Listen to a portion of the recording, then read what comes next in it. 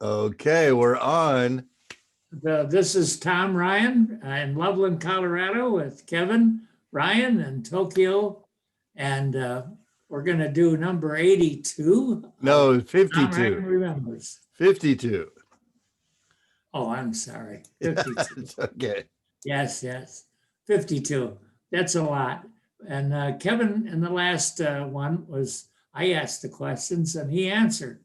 So we want Dan and his sisters to listen to this one to see how they're going to be next, be on the line having questions asked of them.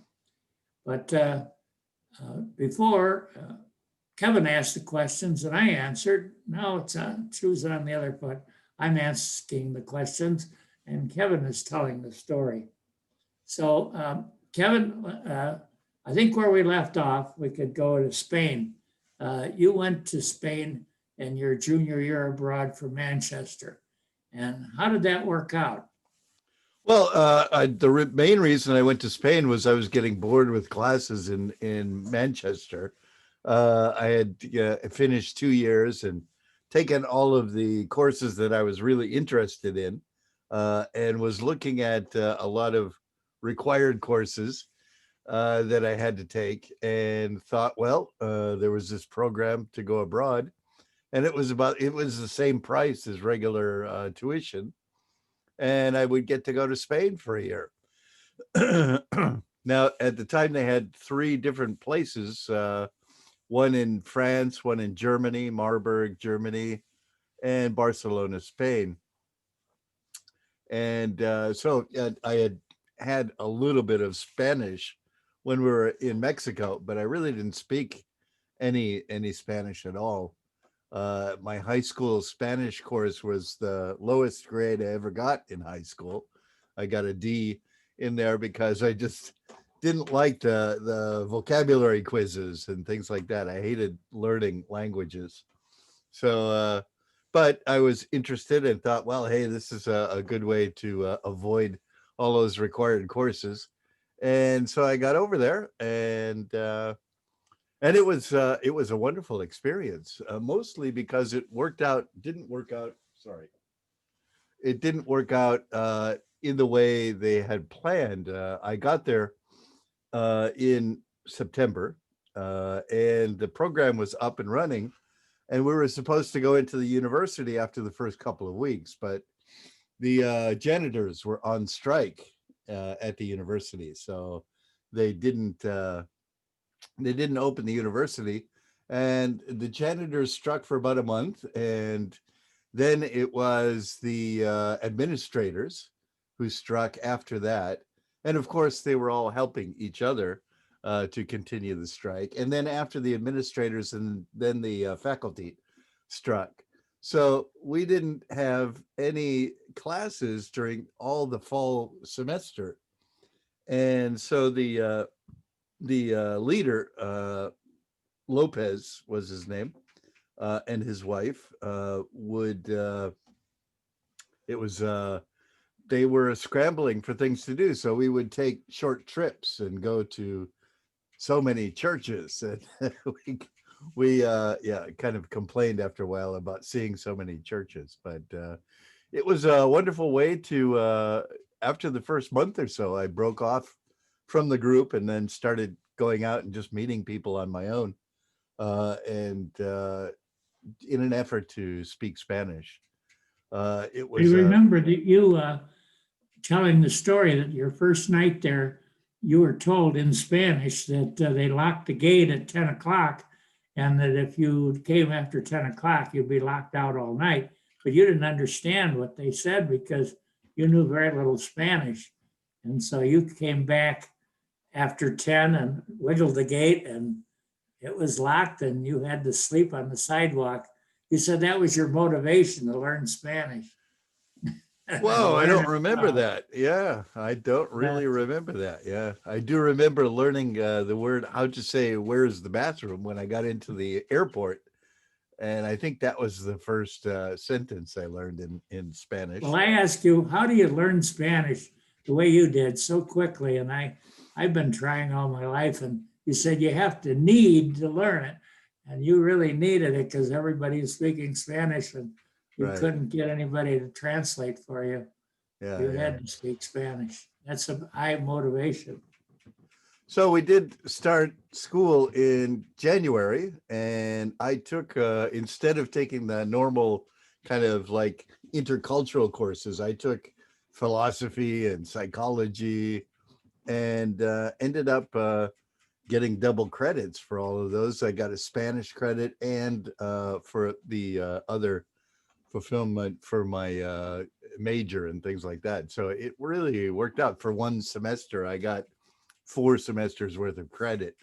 And but it was also really interesting to go to the university and meet people at the university, and made lots of friends there, and uh, and it really worked out wonderfully.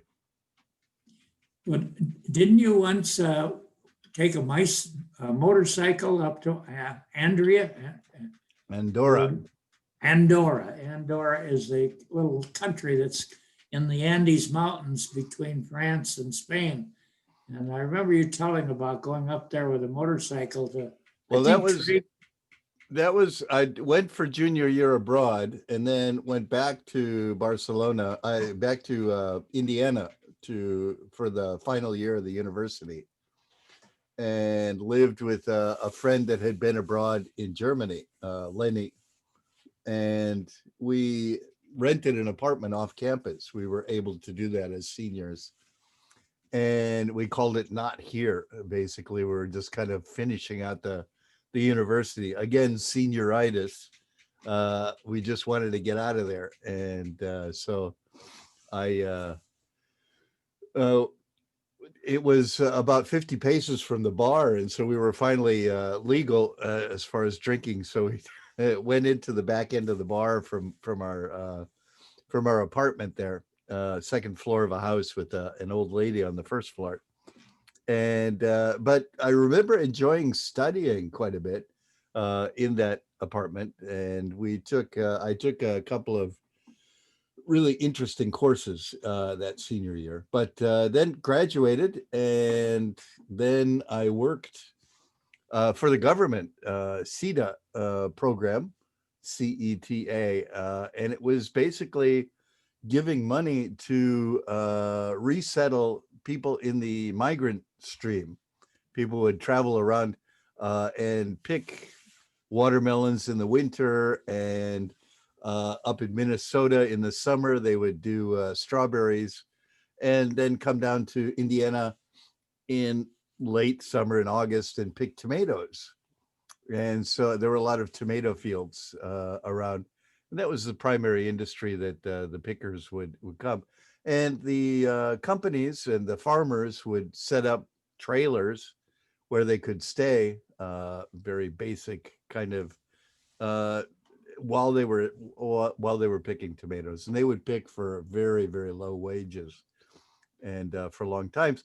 So I would go around to these camps and ask them if they needed support, if they were interested in settling out of the stream. I only got one family to settle out and stay on in Indiana, and they the first snow hit and they left, even after setting them up with an apartment and everything like that. But so it was not successful at all. But I did hand out lots of vouchers so that they could get food stamps and things like that. These were all citizens. They weren't illegal or anything. They were citizens, But and they spoke Spanish. They were Mexican. well, they were from Texas, most of them, the Rio Grande Valley and things like that. So they were Americans, but they spoke Spanish. Yeah, Yeah. So you got the job because you could speak Spanish, but you right. spoke Castilian Spanish and they spoke Mexican Spanish. It's Yeah, quite we could different. understand each other. Yeah, Yeah, yeah, you could understand each other. right, right. So that primarily, that was 4 months or so until I was able to get enough money to travel back to Barcelona, where I found a job pretty quickly, actually, teaching English. That was about the only thing I could do. And and stayed with friends. There were four people in the apartment, and they had one of the guys leaving. It was, kind of people always moving in and out. And yeah, so I got set up there. And that was at that point, I got a motorcycle, and took the train up to Andorra because there were no taxes on motorcycles, and there was like a 100% tax on motorcycles in Spain, so it was double the price or half the price up in Andorra. So I got Andorra plates and got the motorcycle and rode it back. It was pretty hairy. There was a big storm, uh,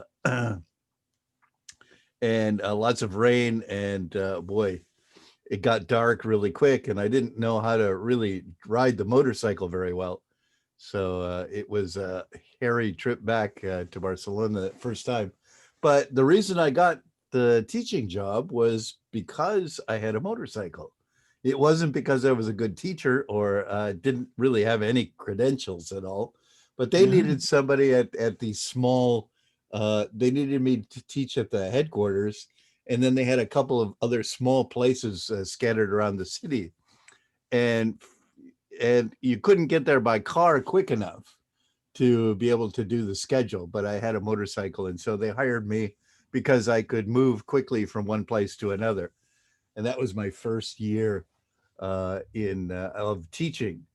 And We used to call you a wetback because you were on a visitor visa, like you were a tourist or a student, and you weren't supposed to work, but you worked and earned money, and so it made you illegal wetback in Spain, right? yeah, but that was just for a short time, and then eventually I got the full time job at the place, and they sponsored me for a visa.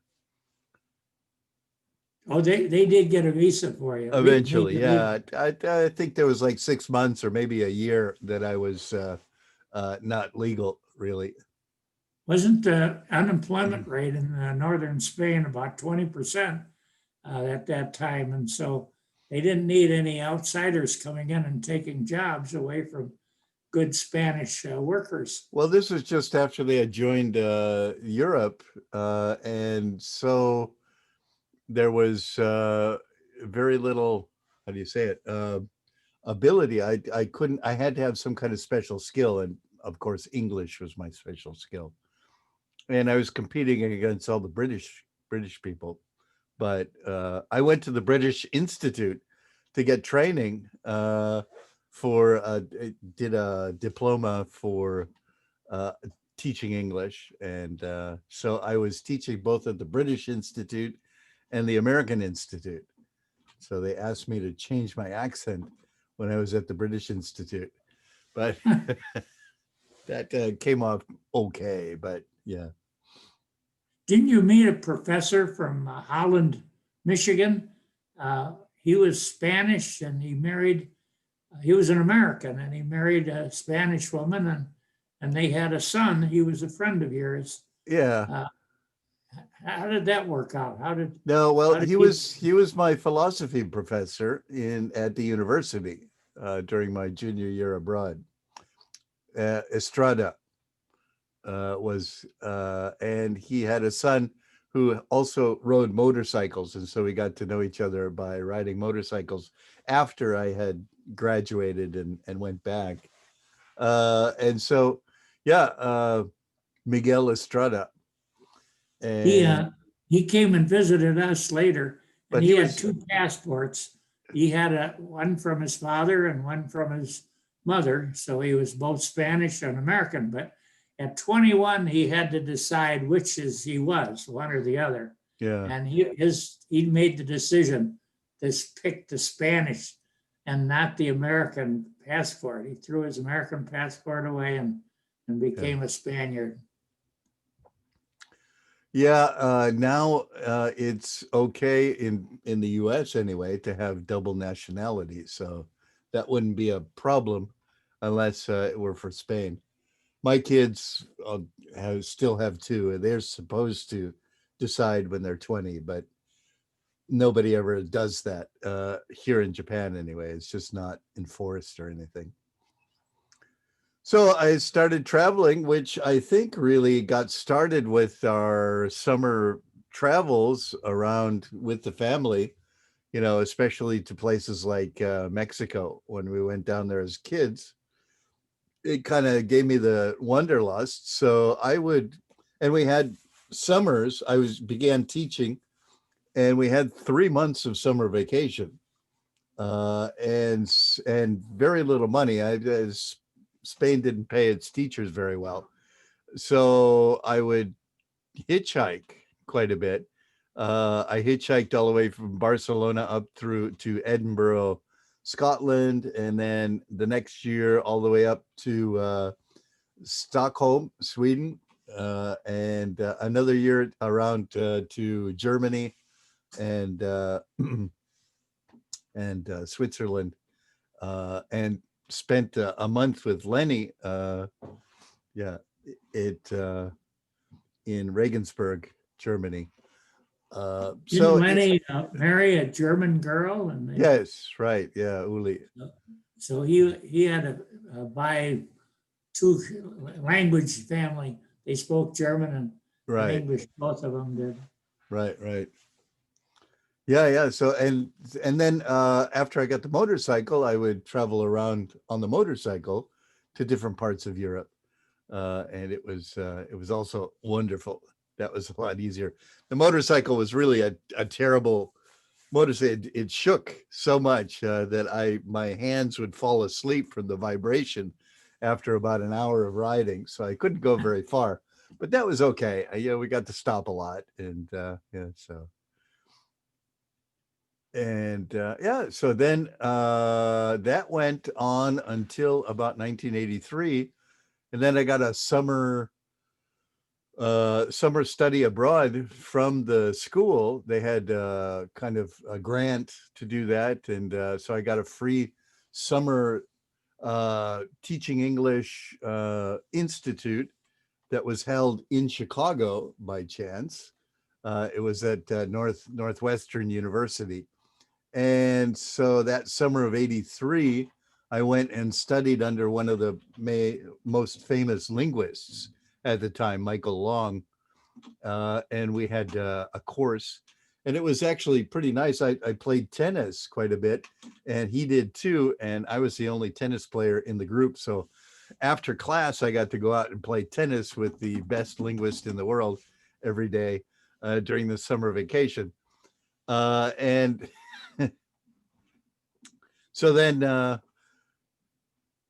and at the end, one of the professors from the University of Illinois, who was attending also, he was teaching as well. He said, you should sign up for the U of I course because you're from Illinois, and we can get a grant. And I eventually applied to the university and got a grant so that I would. It was tuition free. They actually paid me some money, $500 a month, to study in graduate school. So that's why I came back to Chicago and got an apartment on Newport Street, right next to Wrigleyville, right next to Wrigley Stadium, and right near on Clark Street, and lived there for a year, basically, and did an MA in linguistics, or most of the MA. I didn't actually do the thesis at the end. I finished all of that except for the thesis, got all the classwork done, and got a job offer. I went down to Houston at a big conference for teachers where they had hundreds of companies, and thousands of teachers would go down to assemble in a big conference every year. And that year I was in Houston. I I put my resume in 50 different companies and got interviews from about 10 of them, and did interviews right there at in the job center, and then got 3 job offers. One was in Saudi Arabia, and the other Washington, D.C., and the third one was in Japan.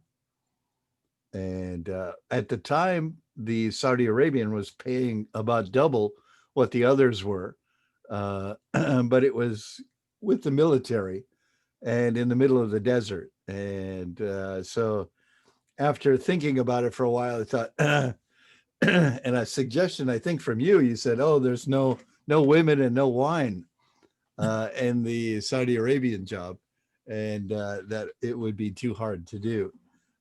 So instead, and the Washington one really didn't pay well enough to live in Washington D.C. I would have had to commute really far, I think. And the third one had a job in Japan where I could. They had provided the house, the apartment, all the way down to the silverware and the sheets. And so I moved in, and it was pretty easy transition. And I've been here ever since. At first, though, you didn't get a teaching job. You were working for, what were your jobs in Japan? No, well, I started out teaching for kind of a specialized school. It was for tourism, like a junior college kind of. Uh, and did that for a couple of years. Then I got a job managing. Uh, whoa, it was there were I was working like 80 hours a week, but managing a conversation school in Tokyo and Sendai and Nagoya, and then also running conferences and running teachers for remote teaching out at companies and things like that. So it was a huge job.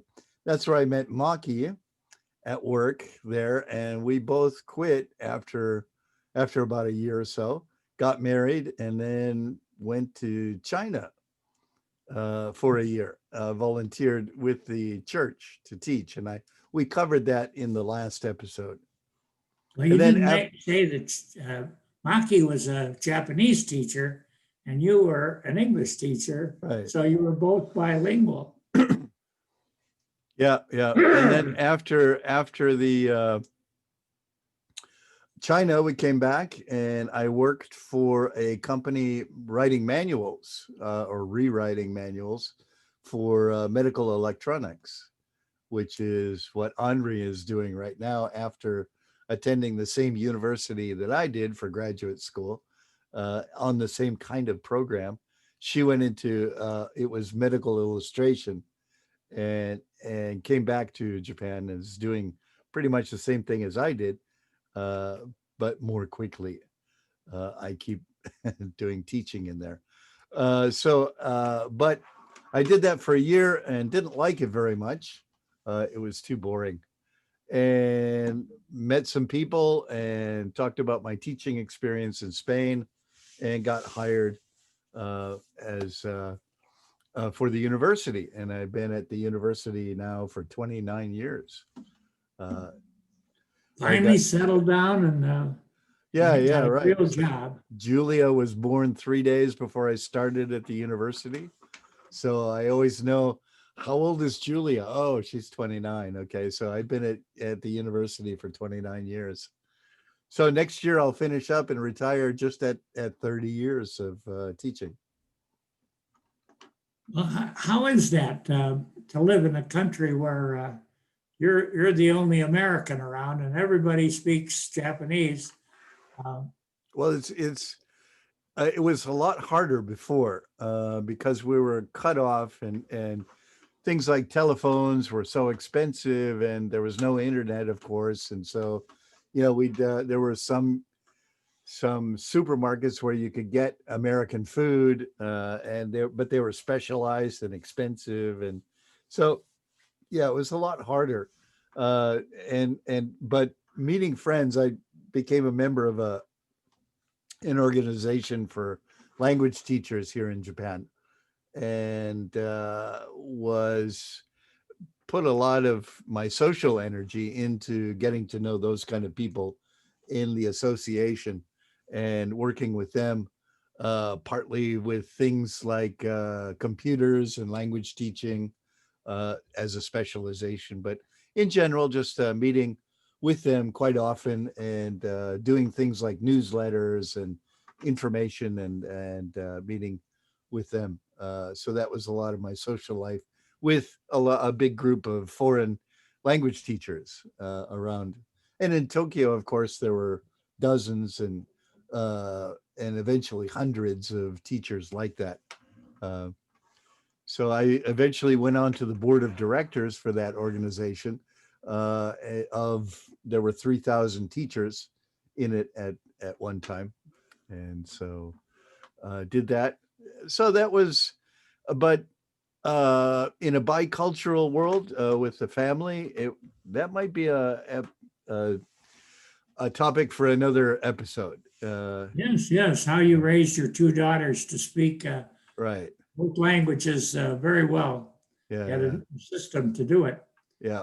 Most situations like that, the children learn one language and not the other. Mhm. But your children can speak both Japanese and English. We'll have to cover all that in the next one, huh? Okay. Sounds good. All right, that was a good